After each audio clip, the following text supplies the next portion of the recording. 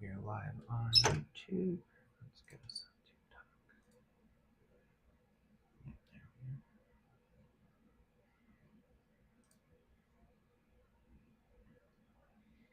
Okay, we are fully live, TikTok and YouTube.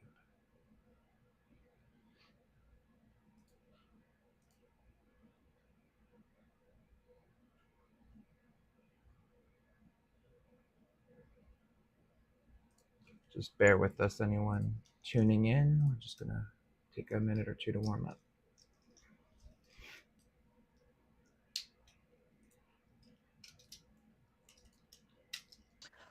Hi, Corbin. Welcome. We're just giving other people a couple minutes to populate the chat, but happy to have you here.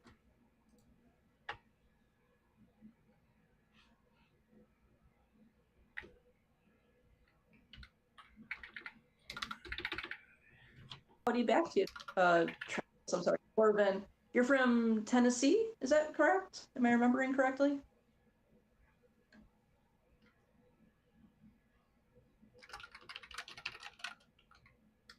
My parents got married in Tennessee.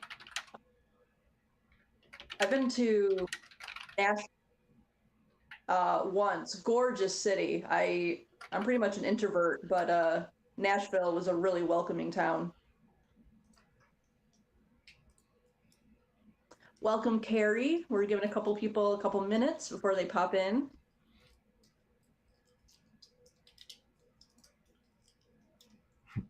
Yeah. Yeah, it's always nice to visit a different part of the United States. I'm from the Midwest, and so, that kind of hospitality is much appreciated. How's the Midwest in terms of that stuff? Is there like some kind of friendliness like the South, or is it not at all like that? Yeah, there's a lot of, waving that happens. If your neighbor needs their sidewalk shoveled, you just automatically do it. It's just kind of it's a very normal thing to think group. But that kind of group mentality kind of stays in your little local neighborhood, I would say. But yeah, I would say Midwest people are generally very nice. Um, Probably less in the winter, that gets real rough. Yeah, because I'm, New Jersey. The North is not very friendly. It's more of like, don't bother me. I'm busy. It's pretty much what you get over here, which has its pros and cons. You get more done, I guess.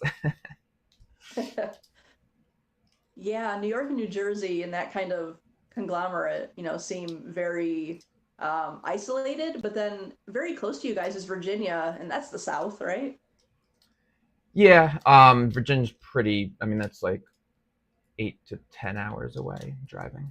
Oh, Not, I was good in geography class. yeah, yeah, I wouldn't. Yeah, but yeah, Virginia wouldn't be up by us. The furthest south of the North is like D.C. It's like the cutoff, and then the Mason-Dixon Yeah. line. Wow, I haven't heard Mason-Dixon line in years. Yeah, I don't normally hear it. It just kind of popped up in my head. Yeah, and then Carrie here is in Arizona. I lived in Arizona for a couple of years. Um, yeah, they were fine enough. I don't know. Welcome, Apple user. Glad to have you here. Um, Get started. yeah, we can totally get started. So I will get us rocking and rolling, everyone. Awesome. So welcome, both on YouTube and TikTok, to our live today. We're Fink, Future is Now Coalition, and at Fink, we're honest, right? We're realists.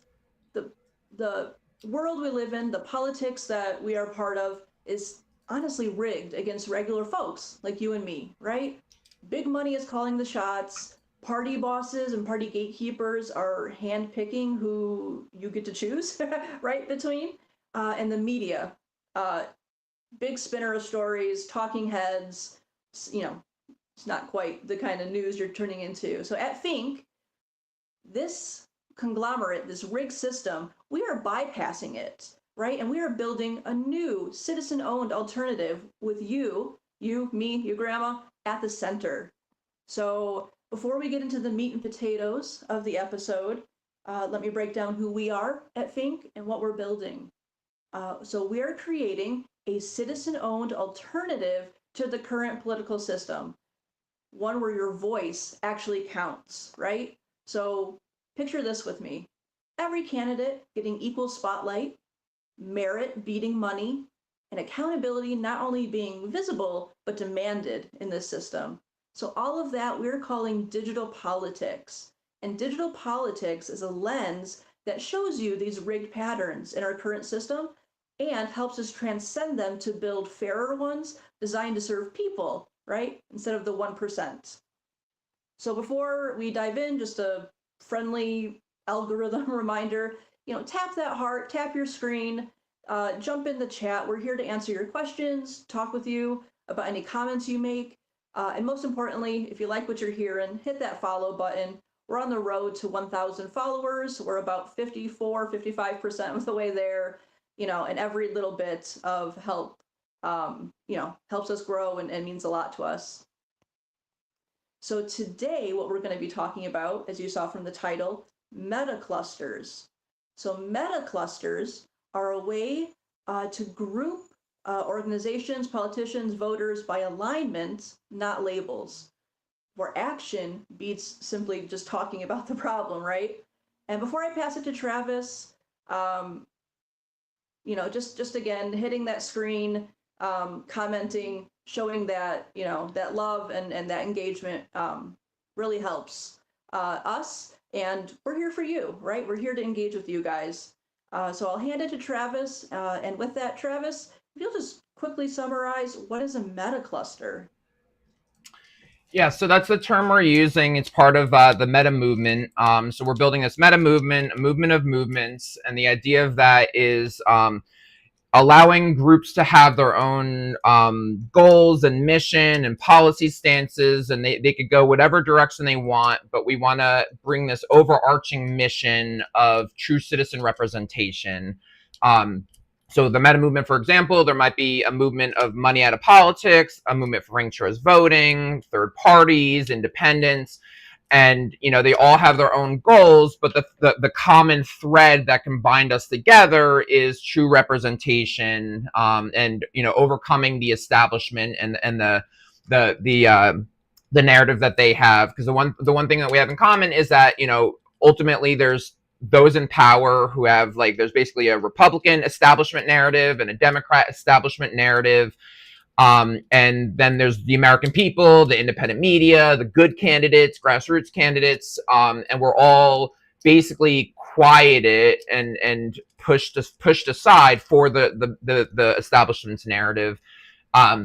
So these clusters or meta clusters, the idea is a way to allow us to unite in certain ways while also still having our separate identities, our separate goals, missions, priorities.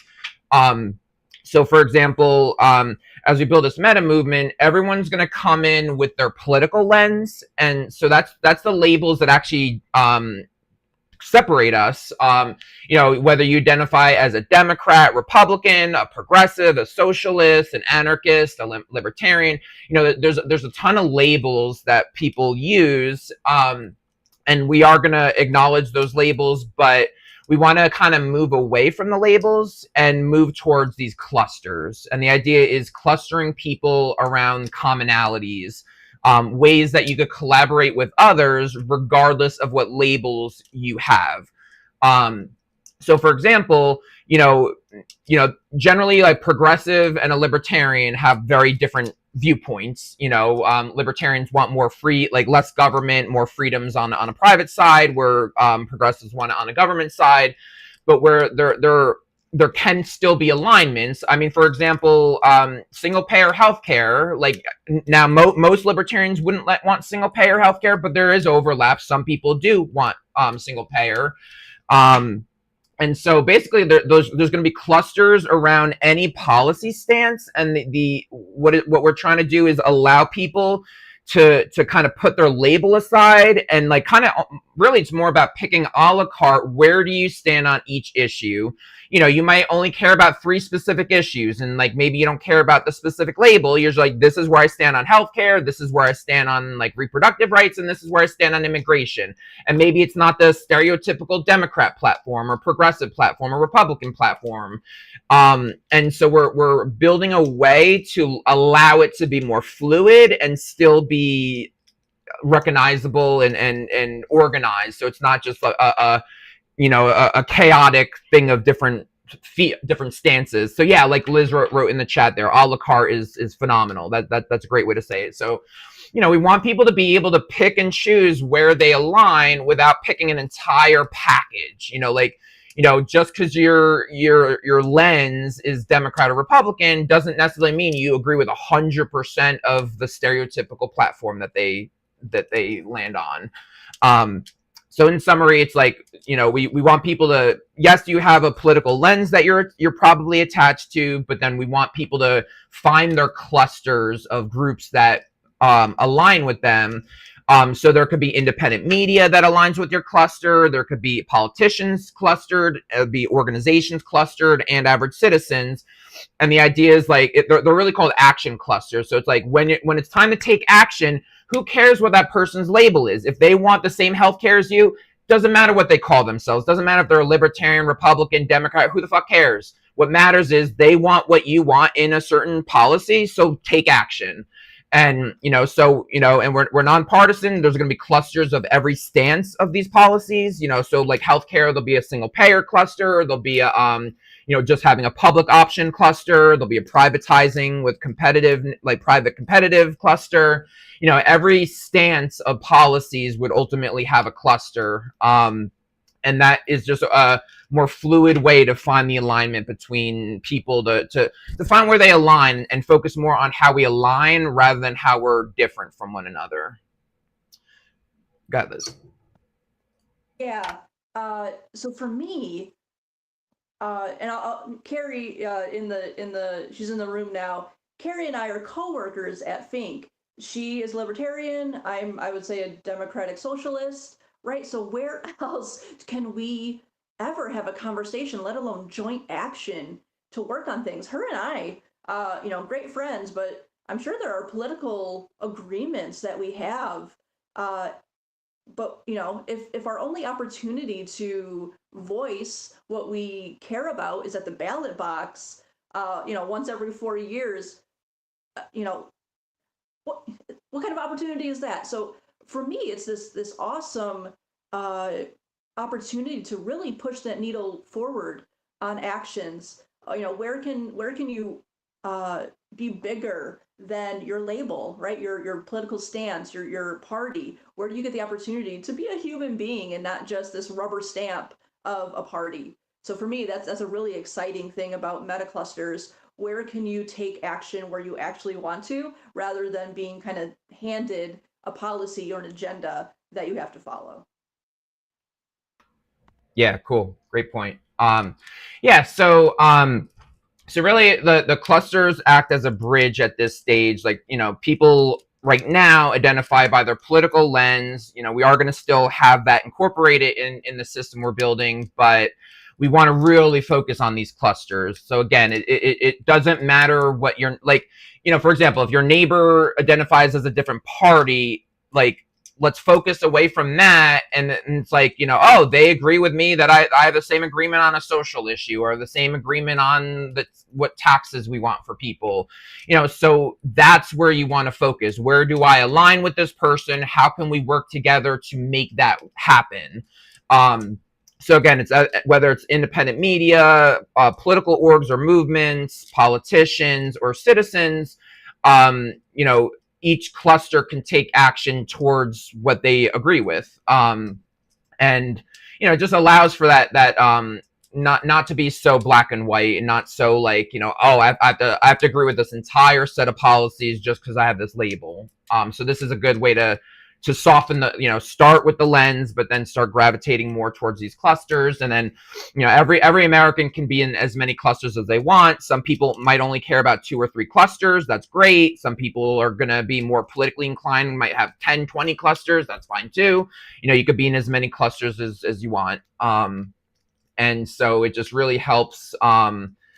It just makes so much better sense of like how to move the needle forward in any topic.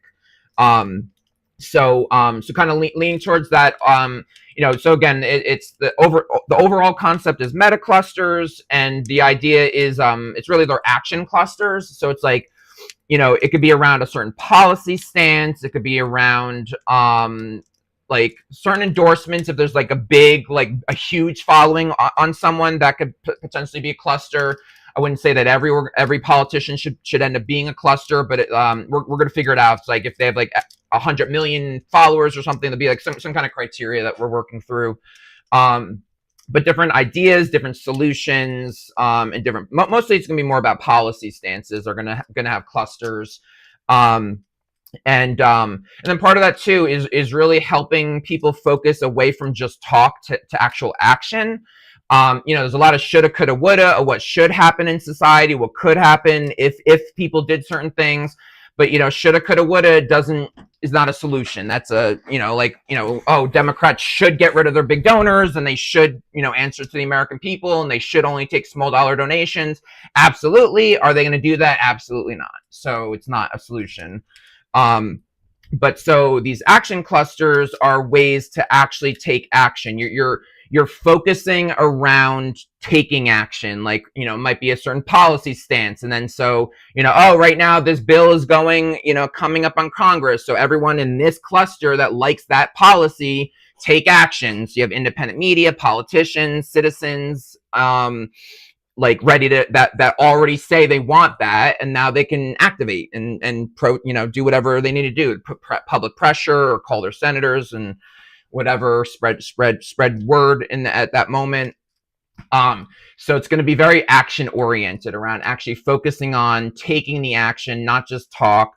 Because the problem a lot with ideologies is like, people could interpret ideologies differently. You see a socialist differently than someone else sees a socialist or a libertarian. And there's not a definitive like action. Like we're even talking about like, the anti-fascism that's going on. It's like fascism could be identified differently. People could say it in different ways. There's a lot of wiggle room, and so that it leaves room for interpretation, subjectivity. So these action clusters are like, don't worry about your labels and what ideologies backing what you're thinking. Just this is the action you want to take. Who wants to support the action you want to take? So it's really just really gets us focused on like there's time to talk and vent and complain and explain what's going on wrong in the country, but like we need action, and action hasn't been moving the needle in the right direction. So let's try something different. This is very different. No one's done anything remotely like this. So it's just one big piece, a big piece of our overall mission on changing things. Yeah, and like Tasha just said, it's a way to collaborate on a large scale, digital collaboration, be able to do it like just on your phone in between, before bed. You just do it, 5-10 minutes. You could do some good on your phone. So just a way to make less of an effort to make more of an impact by incorporating the digital age and collaborativeness and people power and all that good stuff all together. Go ahead, Liz. Yeah, so to end that point, for me, it's about, like Travis said, less effort, more impact. And part of that also is digestible politics, right? If you get the opportunity to support things that maybe are beyond your political identity, that opportunity too is helping politics be digestible. If you have the opportunity to support what you do, don't what you don't, and bypass a little bit of the fighting that happens along those conversations, wonderful. But I see a lot of new people coming into the room, so I'm just going to do a quick reset before Travis goes to his next point. So welcome, people on YouTube and on TikTok.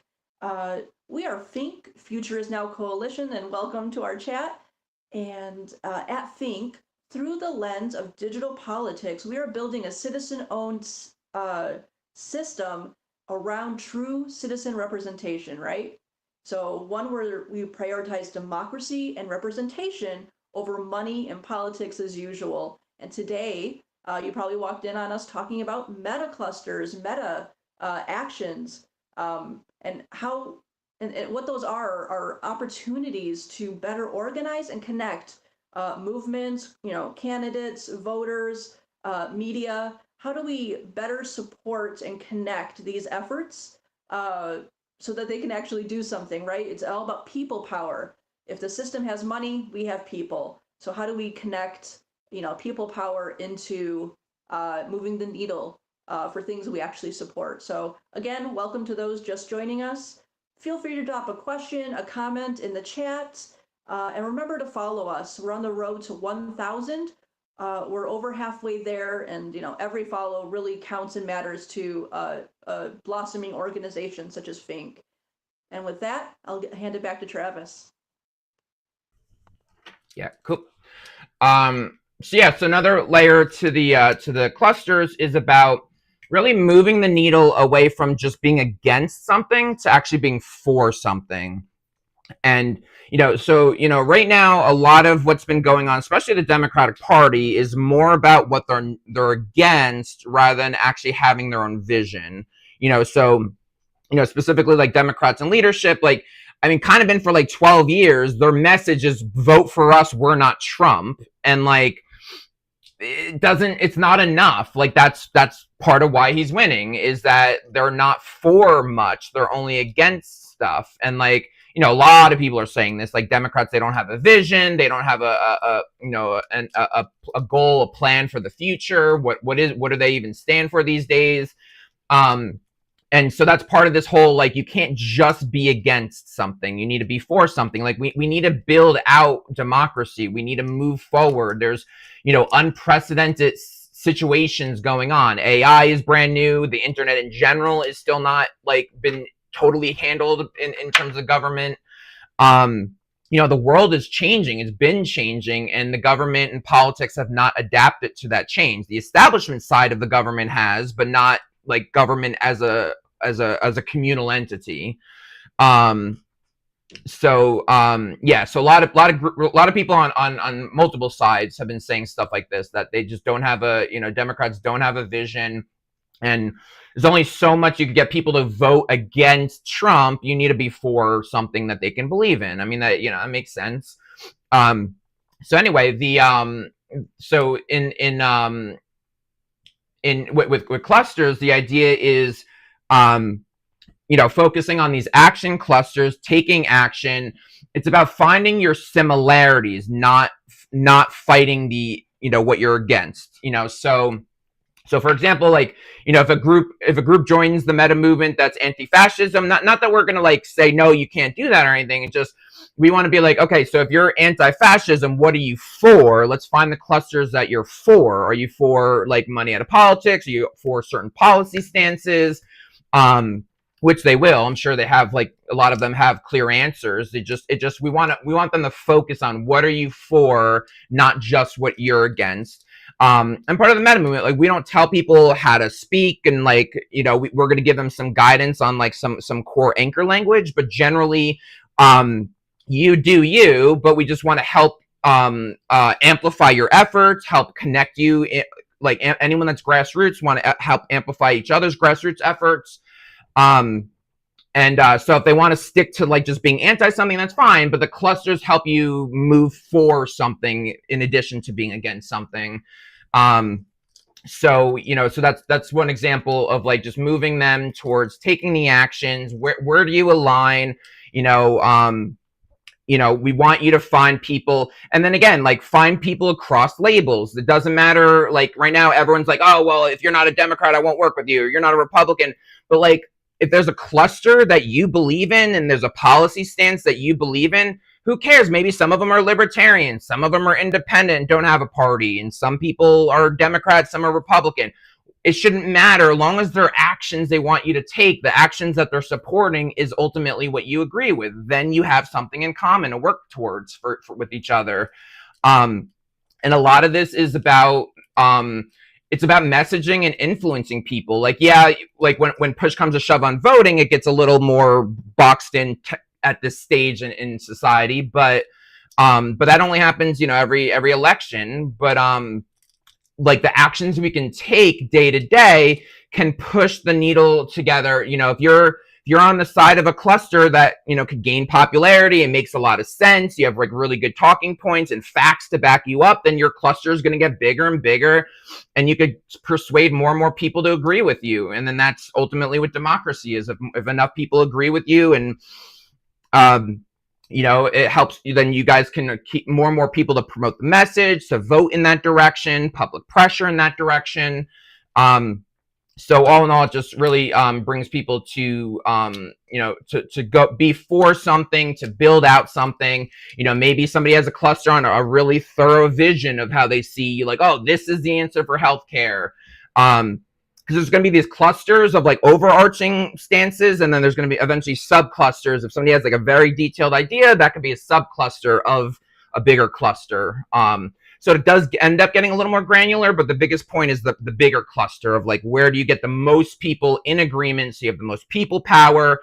Most Americans, like, some people want single payers, some people want a public option, someone want private competitive option. Beyond that, most Americans, they don't care about the details beyond that. Oh, it's single payer, check, I'm good. Like, they're not going to need to know, oh, it's blah, blah, blah versus blah, blah, blah. Yeah, there's like 20 different ways a single payer can be done. Most Americans aren't going to care. They're going to they want single payer, and like plenty of people will care, and they'll flesh that out.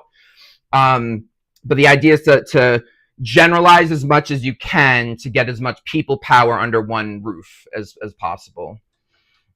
Yeah, got this. Yeah. For me, it's, there's thousands of places online and offline to, for that debate, for that I'm right, you're wrong, this is why you're wrong opportunity. What we're talking about is building real, actionable deliverables on things, right? If you have a petition, if there's a protest, if there is, a meeting happening, opening those doors to more people outside of party lines, and more about maybe policy stances.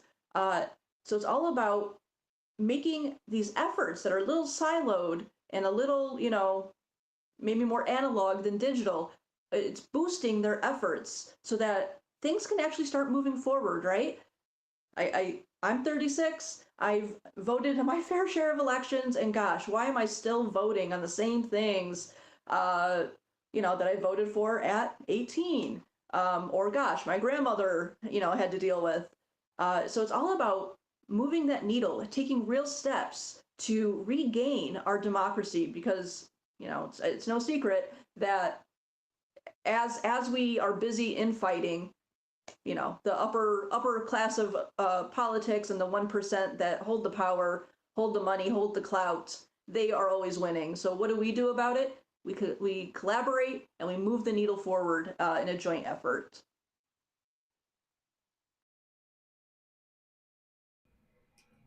Yeah, totally.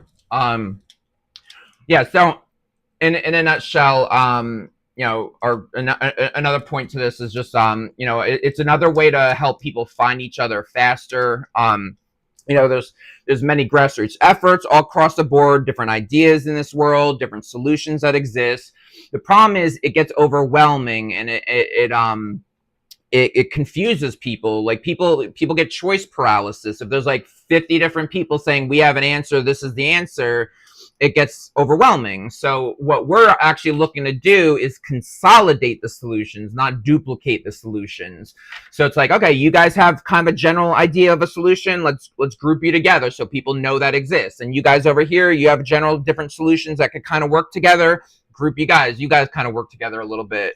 No one organization is going to move the needle. No one politician will be able to move the needle. And, so, building these clusters and of organizations, media, and people. That's how you get the power of, like, people power, influential power, something that can actually rival the establishment. Again, the establishment has billions of dollars. They have the media companies. They have so much power on their side. So grassroots organizations, if they don't work more together than they do today, no one's going to succeed. No one on the good sides are going to succeed. So, building these clusters. So it's like, clusters is just grouping people under like specific policy stances that they have and taking action. And then the meta movement as a whole is that everyone in this meta movement, the one thing they'll have in common is wanting true representation, wanting a healthier democracy, more choices, wanting grassroots efforts to thrive, at where the establishment needs something, like, gotta decrease the power of the establishment. There's a massive concentration of power right now, so we need to build an infrastructure that empowers grassroots to move the needle forward and lift them, so they have a louder voice in this fight. So the clusters are helping, or to help find those commonalities, help find those bridges. If you're a citizen, you're like, all I care about is this one issue. Well, that's fine. And then the cluster will show you the independent media that agree with you, the politicians that agree with you, the political organizations that agree with you. So there's like just a lot of different ways to it's kind of like matchmaking. There's a lot of matchmaking involved in this structuring. So go ahead, Liz, and then also make sure to we'll do a little refresh too after. Yeah, I'll do the refresh, and then I have a question for you, Travis. So let me welcome those. Welcome to anyone who is just joining us. We're Fink, Future is Now Coalition. We are on YouTube and TikTok today, and we are building a citizen-owned system that is focused on true citizen representation, right? And we prioritize democracy and representation over money and politics as usual. And today, we're talking about meta clusters, combining efforts to better hone true citizen representation, right? There's a lot of infighting, there's a lot of, political lines that really prevent working together on things that we do agree with across party lines. So how do we better organize and connect, right, those movements, voters, good grassroots candidates, and independent media? So that's what we're talking about today. Just a friendly reminder, we're so close to 5K taps, so thank you everyone who's been doing that. Keep tapping the screen, follow us to stay up to date on more about the meta movement, our mission, and how we're building that citizen-owned alternative. We're on the road to 1,000 followers, and we're over halfway there, so every little bit really helps. So my question that I have for you, Travis, so I think politics is such an emotional thing, right? People get really sensitive about it, and I think it almost creates a pit in our stomachs when we do talk to other people of political stances, because we're taught so much. They're the enemy, I'm right. It's a very tribal thing. So can you talk a little bit more about the benefits of a meta cluster and maybe the meta movement that, right, respects our differences, but allows that intertwining of support? Yeah, sure. Great question. Yeah, so ultimately the goal of the meta movement and these clusters are really to focus on our similarities rather than differences. We other the other side, and there might be 1, 2, 3 policies that you really deeply care about, and you feel like the other side's basically the devil, the enemy, because they are on the opposite side of what you're about. And and I understand how that could be emotionally, it could be painful. We all go through those kinds of situations. But so with the meta movement, the meta movement as a whole, it shows like, look, when push comes to shove, people do want democracy. I know it doesn't seem like that with what's going on in the White House and whatnot, but manipulated or not, most Americans are doing what they believe is the more democratic option. Sometimes on both sides can be very hypocritical in what they're doing, but they think they're doing the right thing. They're just being, if anything, they're being manipulated to think they're doing the right thing while doing the wrong thing. But so the meta movement as a whole, first off, is going to show how much people do actually value democracy. I mean, there was even a worldwide poll a couple of years ago. It was like 85% of the world would believe that democracy is one of the most important fundamental parts of life. And people have died in all sorts of countries. In our country, people have died to protect democracy or create democracy. So this is also like a rendition of that, of like the meta movement itself at its core is about, strengthening democracy, upgrading it to the digital age, upgrading it to where we exist today. So everyone in the meta movement, that's one of the core connective tissues. And then for the clusters themselves, then that gets more granular. Like obviously we don't all agree on the same side of issues. So the clusters are there to show you the groupings. Because one reason is like, the way the establishment pins us, they look at an extreme of one side and then they make you believe that 50% of the country believes that. So like one controversial example, even me saying, is like, with reproductive rights, they make it like half this country wants that's 8 months pregnant to stop and have an abortion just because she that day decided she doesn't want to have a child. And that's just not true. That's not a popular stance. Like it's way more nuanced than that, where people would stand. But the one of the goals of the establishment is to keep us divided. It also helps with their algorithms. It helps their profits. All this boils down to profits. They want to reinforce our division because the only threat, they have the money. The only threat to their money is people power. So they want to keep us divided. And then also like I said, the algorithms, it's fact that like the more angry you are, the more scared you are, the more news you're going to watch. The more angry you are, the more you're going to share a news post.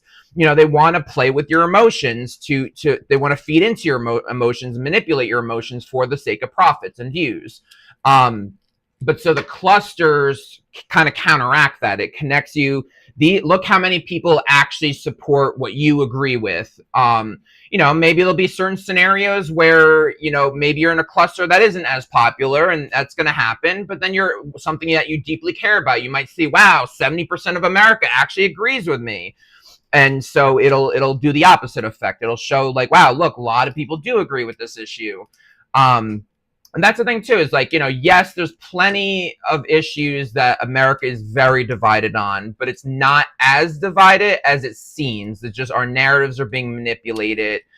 There's a lot of levels where where there's like 70 to 80% of Americans actually do agree on the same side of certain issues. And it just they don't want to talk about it. They don't want to show that we agree. Because also the problem is, if 80% of America wants something, why isn't Congress giving it to us? And that's why we exist here as Fink. We want to. There's that clear breakage that like something could be as popular as 80% of America wanting something, and that does not increase the likelihood, no matter who's in charge. It does not increase the likelihood of it getting impacted. If that's going to affect somebody up at the top, if it's going to affect their profits, they are not going to do it. Doesn't matter, Democrat or Republican. Maybe they'll do something but water it down, but ultimately you're not going to get what you want as long as the money interests are going to lose a couple bucks. So that answers that question. Go ahead. I don't know. Did we might be due for a reset? Sure. That was a great explanation. So just a brief recap of that. Like Travis was saying, it doesn't matter how popular something is. If it is not beneficial to the establishment, net zero correlation. We've talked about that in previous podcasts. You could look it up. It's a Princeton-led study. But if it is not beneficial to those already at the top, you and I are up a creek without a paddle. So at Fink, we, Future is Now Coalition, we are building a citizen-owned system that prioritizes true citizen representation, right? So what do we do about popularity not equaling, policy stances? So at Fink, we prioritize democracy and representation over money and politics as usual. And today we're talking about meta clusters, right? How do we better organize the movements, the candidates, the journalists, and the people to show that support? Where do we align, and how do we move that needle, right? Just a centimeter of progress, and that's what we're building. So welcome to those who are on TikTok and YouTube. Feel free to drop a question, a comment. I know we're talking about things that this might be the first time you've hearing these things. We want to react to your questions, so feel free to chat with us. And just a reminder, we're on the road to 1,000 followers. We're about 55% of the way there. If you like what you hear and want to keep up to date, give us a follow. And I see we're over 5,000 taps. Awesome. Appreciate the love and support, everyone. Yeah, I'll pass it back to Travis. Cool. Yeah. So to finish this section here, so these meta clusters just really help because we've built the concept of a meta movement since we pretty much from early on. We've been building this whole system for the last 3 years. But clusters was like kind of a newer the next level of where the meta movement goes. So we're just really excited. It just really makes it more tangible on like how we want to work across differences. That's the ultimate goal of the meta movement and clusters. It's about working across political differences, regardless of your labels, your political lens, regardless of where you stand as a party or like at the broadest level. It's like if you zoom in a little bit more, there is a lot of commonality between you and a lot of other people, and that's how we move the needle forward and stop this. We're literally one of the most divisive times in modern history, and people are very unhappy with both parties. Like everything's crumbling. It's a very pivotal moment. We need to focus on our what could we bring together, what could we come together on, and not just fight over. And kind of builds, kind of in that nutshell, it's like coordination without conformity. Allow people to, you have your own stances, your own beliefs. You'll still have your ideologies. It's just focusing more on like when it's time to take action, who can you align with for an action? And there might be times you agree with somebody on one cluster, but then you guys are in completely different clusters in another scenario, and that's fine. That's democracy. It's okay to have different perspectives. The idea is just, when you align with that person, you work together. Maybe not talk about the thing that you don't that you guys don't align in. That when the other scenario happens, you're in different clusters in that time, so you guys don't have to coordinate that situation. So that's some of how we're building the infrastructure to help people go in those kinds of directions. So it reinforces and just makes the meta movement more understandable in what we're building. And then also it ties into our digital politics, which is a reframing of politics, and building this anchor language around the rigged problems of our society. So, digital politics is all about transcending these the party boundaries, focusing on up versus down politics instead of left versus right. Like just today, like a lot of people were talking about there's that Bernie post. I saw it on Instagram. It was probably on others too, but he was talking about how about the wealthiest 5 people in the country owning all the media and all this other stuff. But a lot of people in the comments were saying that, yeah, it's about, we need to look up and not left versus right. And we need to, it's up versus down. So a lot of people are actually already kind of talking in this language. And we just want to make it official that if you look at people versus power, that's up versus down. Up serving candidates serve power, and down serving candidates serve the people. So these clusters reinforce that. It helps people this is how you could identify that these are the clusters that you belong in. This is where you stand on certain issues, and that it's less about being a Democrat or a Republican. It's more about what actions do you want to take? What do you believe in? More a la carte.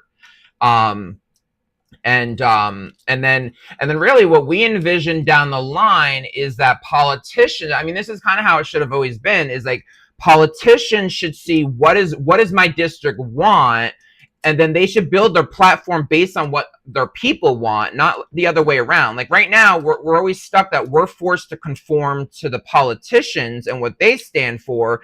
It really should be the other way around. Like what we're building, once it's scaled up to enough people, in one district, you could see, okay, where do the people stand on gun issues? Where do people stand on social issues? And a politician could just build a platform based on what most of their district wants. Like, isn't that like that's what representation is? Like, the higher percentage your people want something, the higher the chances it should be on your policies. One of your policies. And maybe it shouldn't be a direct 100% ratio, but it should be pretty close. If 80% of your district wants something, you should probably be on that side. So that's what we ultimately want to happen in the long term, is that politicians shaping policies around you as the voter and not the other way around. It's like what does America care about, and then build something around that rather than us being forced to fit into their boxes. So that would be policies focus more on popularity instead of right now what they do is it's pretty much they have a stereotypical vague platform of what they stand for, better healthcare, better wages, better this. Okay, what the fuck does better mean? And then the money drives them through the finish line. Go ahead, Liz. This also brings into things we've talked about previously about approval ratings, right? So shouldn't we feel encouraged, right, when the people who are supposed to represent us are in those seats of power? But to be honest, have you guys checked out approval ratings lately? Pelosi, Mitch McConnell, Schumer, Pelosi and McConnell are teens, maybe single digits. Oh, that's crazy. And then Chuck Schumer, he's actually negative approval rating. And that means a lot more people hate him than love him. And that is just beyond me why they still get another chance, another 4 years of power when they aren't satisfying us, right? And that goes back to the let's remember, these are public servants, right? They're there to serve us, represent us, and that is simply not happening. So all of these ways to move the needle and show commonality of, where we do align, politicians aren't here. They're not going to save us, right? They aren't bringing back democracy. They're kind of, both sides, getting rich and getting powerful, and then they get to retire, never moving the needle of democracy forward, and sometimes they move it backwards. So what do we do about that, right? And that's the kind of question and thinking that we're addressing here. So I just wanted to put that in of a bigger context. Approval ratings for both sides, garbage. You're not being represented. What do we do about that? And here we're talking about the meta movement and building true citizen representation, both the idea of it, but also the infrastructure around it. Yeah, back to you, Travis. Yeah, agreed. Yeah, the approval rate it's ridiculous. Like again, like Schumer is negative around negative 12, and yet every 6 years gets reelected forever. And then real quick, just backtrack with what Carrie's saying in the chat. I want to just I didn't emphasize that enough. The clusters, the other side of the clustering is about hearing that counter idea. And actually that comes into this one of the last segments here is we're talking about part of the clusters is about allowing it's consensus without shame for one. So it's not feeling bad that you believe in a certain stance, as well as trying to be it needs to be more fluid. People are shamed for changing their mind, and I know there's a lot of pride hit that can happen when you change your mind, but we need to be okay, and we need to be more accepting of when people change their mind. It's okay to change your mind. If you were handed new information that might change things, change your opinion, That should be okay. And like right now, you're shamed just for changing your mind, period. But then especially that you're changing your mind outside of your the lens that you're supposed to be. So like you're a Democrat, you're supposed to agree with this. Oh no, you have and so each party shames you if you disagree with one of their stances. Or they'll just think you're the other party just because you have one stance that's not aligned with them. Then you're a Democrat, you're not a Republican. It's like, well, I have one. Humans are complex. We can't just put us in these two boxes. Um, but so the part of this does like allows people to have opinions, change their minds. And going back to Carrie, just hearing some other sides, like yes, clusters are in some ways a little bit more of an echo chamber. It's trying to bring people in commonality, but we also want to build the algorithm as this gets built out in a way that shows them some counterpoints. Because like I mean, the ultimate goal for like what we want to do as a whole with democracies, we want Americans to be able to know your choices, know the pros and cons of those choices. Then America builds a consensus on what they want, and then you take action and make it happen. But like so before you might have a stance on something, but at least like we're going to build it into the system where you'll at least have to hear some counterpoints. Like I almost like roughly the idea I've envisioned for the debates is like you might have a stance, but like the other side gives like 4 to 7 points on why their side is correct. And you have to quickly hear, like maybe there's like 4 quick bullets or a quick little video that you have to watch, but just hear it out once, and then if you're still on your side, then that's fine. But so it at least like lets you hear another side before you ultimately decide that you land on that side. So that's another piece to these clusters. But anyway, to finish this section, so again, it's about these clusters. Like people are often shocked what they think. Like they might think that they're the only one that agrees with a certain issue or has a certain stance, and these clusters are going to help you see that there's millions of people that agree with you. And like this, even if it's not the most popular answer, you'll still see, oh look, 30 million people agree with your stance on something. And like, yeah, it's going to take a while to have those kinds of numbers in the clusters, but we can also plug in aggregated polling data to show some of the current popularity of this information. It won't be as accurate as America being in these clusters and choosing for themselves, but it'll give you some measures.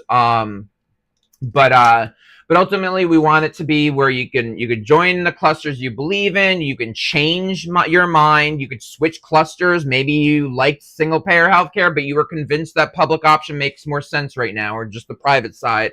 Private competition makes the most sense. You have the right to change your mind, the fluidity to be able to switch it in our system without making it such a big deal. So we just want to make it easier for people to be human. And sometimes your original stance is not the right stance, and you're gonna grow as a person. We should all be growing and evolving as people in general, and so sometimes our opinions are gonna change. That's life. So yeah, so that's that's this segment here is just that just stopping with the not shaming people for changing their minds, as well as showing like oh look how many people like identify as a Republican but believe this, or Democrats or identify as a Democrat but actually believe this. We would you'll, as these clusters become more popular, you'll see where people split from their party stereotypes basically. Yeah, go ahead, Liz. Yeah, so what's really exciting to me, and I don't want this to come across as like a kumbaya kind of sentiment, but uh, look on any social media platform. Gosh, talk to your neighbor. It's so easy to get into I'm this box, you're that box. We don't touch. Kind of a tribalism. Gosh, where has that gotten us? So, like Travis said, these meta clusters both allow you to be human, right? How about you tell politicians and you tell the data how you feel rather than being told how you must feel based on what box you're a part of. But in addition to that, I really want to drive home the point that you know, the reality is we align on a lot more than the media, politicians, whatever, give us credit for. Uh, so this opportunity to build meta clusters really is an opportunity to put a mirror up and say, look at us. This is what we actually believe. This is what the actual data is, right? Polls, questionnaires, whatever, they phrase something weird. You might not agree with it, but you actually do.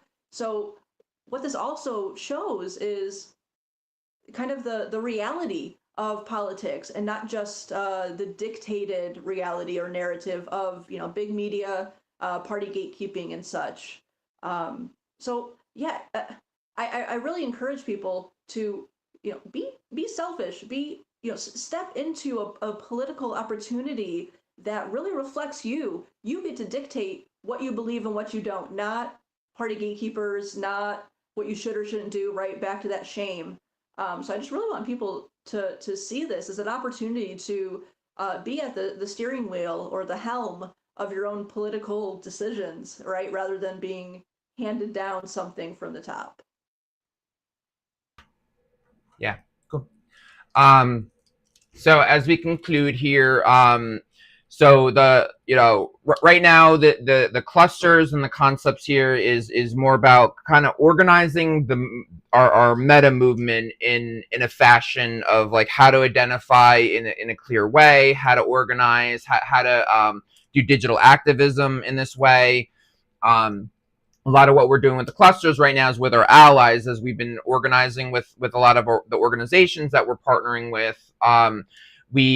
Some of them, like all of them, came together with us on the core of like money out of politics and pro grassroots efforts, that stuff. But then some of them do have a specific stance on policy issues, stuff that we have to be neutral as Fink, but they're allowed to be, they're allowed to have their own stances. So as we're kind of building this cross-pollinating social media ability with these organizations, the clustering is going to be more and more relevant to like which organizations that we already are working with that are going to be in these clusters, and then also social media content that's going to be produced within each cluster category. So that's going to tie in, and that's what we're building now immediately, right now, just generally on social media, and then also our digital politics lens app that's coming out in next month or so. And then the long term is digital democracy. That's going to have all this incorporated, where comparison cards and different cross collaboration kits, and just different ways to match make that. Like if you want to find independent media that cares about certain clusters, you could find them. You could find politicians. Is there a politician in your own state that has the same stance as you? That we'll have all these matchmaking tools. So in the long run, there'll be like these different cluster pages, action counters showing you how many people agree with each cluster, consensus heat maps. So there's a lot in the long term with the technology. But first we have to really build out this movement. We got to get this message out. We need to have you guys incorporate it into the movement, get your feedback, get your involvement more.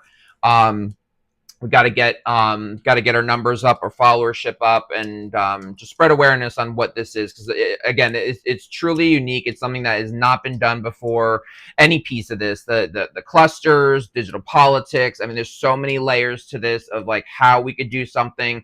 No one else is moving the needle. There's no new solutions that are being produced. They're just recycled solutions that haven't worked. Why recycle something? If a solution didn't work before, recycling that same solution now is not going to have a different result.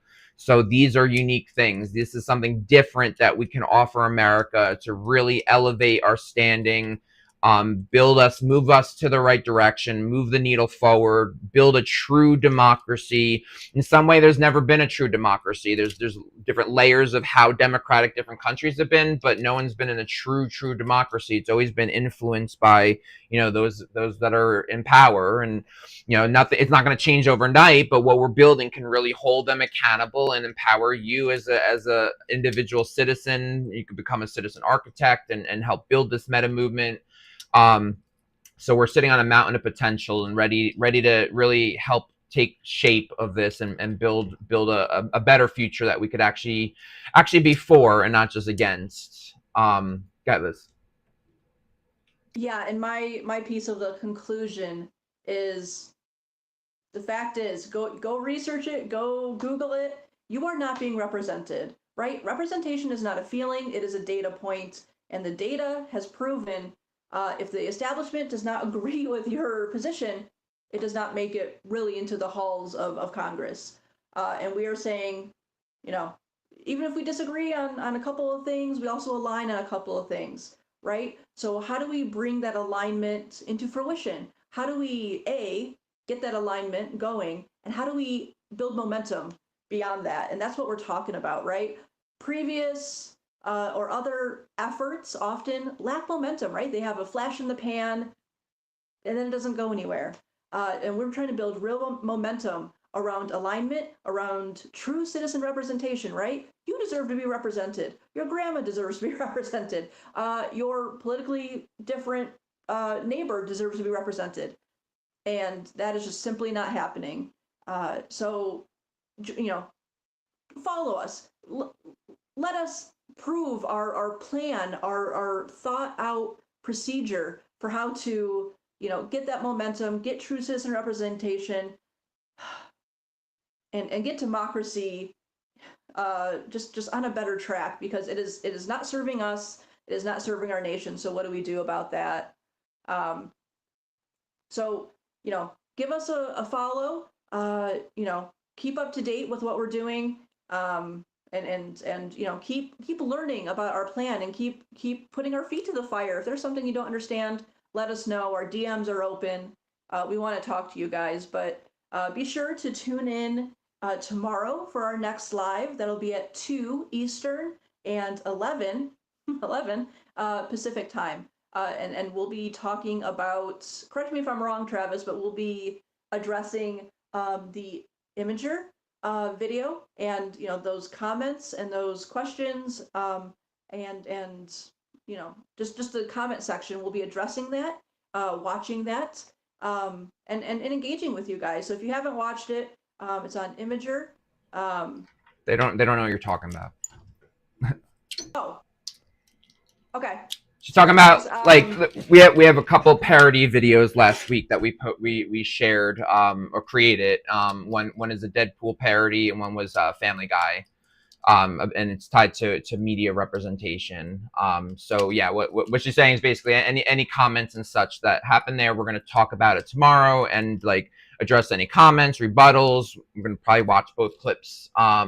So yeah, they're also posted on TikTok. They're on Imager, YouTube, most of our platforms. You should see it in the last couple days, and usually they're pinned. But yeah, so any comments and stuff, we're gonna kind of do a review of the comments. We'll watch it together, and then talk about any rebuttals or thoughts on that. So that's what tomorrow is. Thank you. No, I appreciate that. Thank you. And just a reminder, check out our new homepage at futureis.org. Futureis.org is our handle on our social media. Find us there. Happy to talk with you guys, and really excited to jump into those parody videos and engage with the comments there. And that's all I have for today. Cool. Yep. So thank you. Tune in tomorrow. We'll keep growing and getting better at this stuff. And ready to hit the ground running, changing democracy, upgrading democracy. So we will see you next time. Thank you.